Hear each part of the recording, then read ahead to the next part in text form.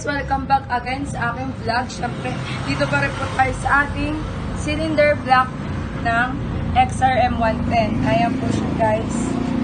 Ayan. Ayan.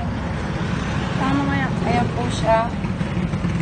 Ayan, cylinder block set po ng XRM110. May kasama rin po siyang piston ring, pin lock, circle clip, at mga gasket po. Ayan. Visit nyo lang po ang aming website, jmarsub.com, para po sa inyong mga katanungan. Ayan guys, welcome back again. Ayan, syempre, samahan nyo po akong mag-add to cart sa ating website, jmarsub.com. Ayan. Syempre, share screen po muna ulit tayo para mas makita nyo po siya guys. Ayan. Nandito na po tayo sa Google, niready ko na po talaga siya. Ayan. Search lang po natin dito sa taas ang jmarsub.com. Ayan. Tingnan natin siya guys. Ayan.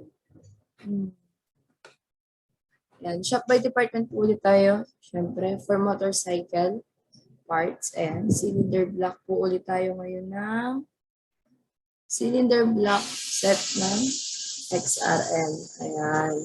XRM 110 po.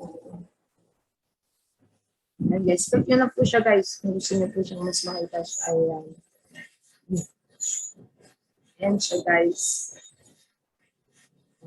Click nyo po siya.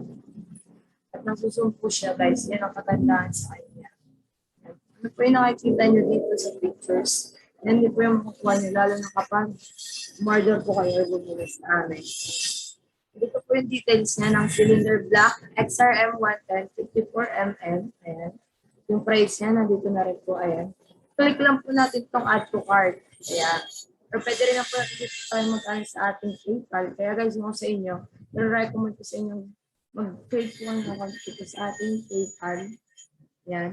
Kasi po, mas may protection po ang ating mga customer or buyer po natin guys. So, pwede rin naman po dito sa ating debit or credit card siya guys. Ayan. Free shipping po tayo sa ating cylinder block XRM 110 guys. Ayan. For more information, visit our website, jmarsub.com, and don't forget to subscribe our YouTube channel.